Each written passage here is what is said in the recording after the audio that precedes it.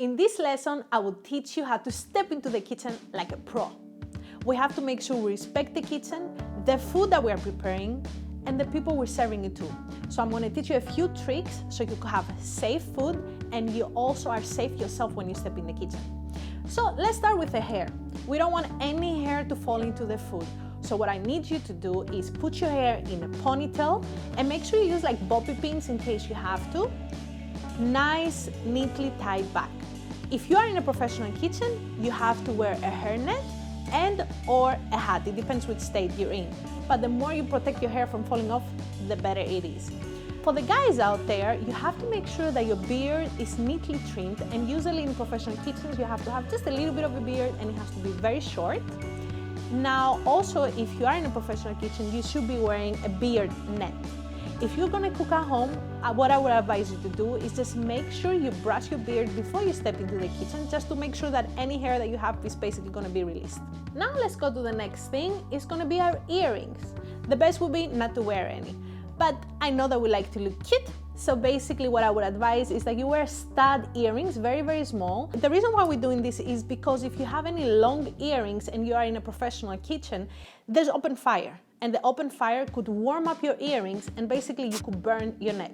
If you have a necklace, make sure you tuck it in, because again, you could burn yourself, or worst case scenario, it could get caught in any equipment that you're using in a professional kitchen or even at home and cause a horrible accident. So we don't want that. Now let's go to the next thing. You have to have a beautiful, nice and clean chef coat.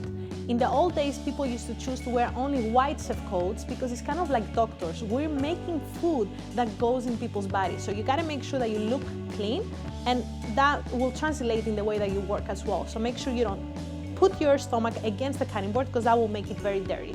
Now, when I wear a chef coat, I like to always button it up all the way up because I just like how professional it looks. And especially if you go in the dining room and you're talking with guests, you look very professional. In professional kitchens, we always have a thermometer, but at home, you might not have to carry it with you and you want to wear just a shirt.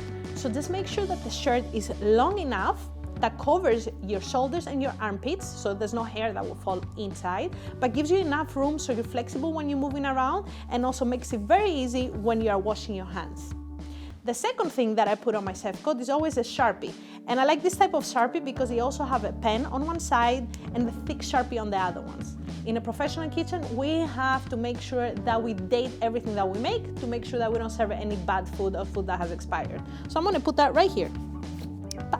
The next thing we want to have is an apron. It serves for a couple of purposes. One thing is to keep your chef coat clean, and the second thing would be basically to hold your kitchen towels. You need to have kitchen towels on you at all times because there's pots that are warm, there's pans that are hot, and you don't want to burn yourself. So you have it readily available, boom, pick up any hot pan and you're not going to burn yourself. You just got to make sure that basically they're not wet, they're completely dry. If they're wet, the steam goes right through and it will burn you. So dry towels. And the second thing that it does, it actually helps you, sometimes your hands are a little bit wet, just to go like this and make sure that you're back in business to start moving in your cutting board.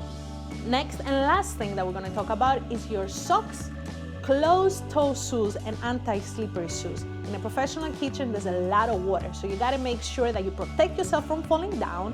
And as well, if a knife falls, your feet are covered, so therefore you're not going to hurt yourself. If oil splatters, you're wearing long pants and everything is okay. Now at home, you might not want to do all these things, but I would advise you to do so because you will protect yourself and you're going to be ready to rock and roll in the kitchen. Now that we learned how to look like a pro, let's go to the next lesson where you will learn how to choose a cutting board. See you there.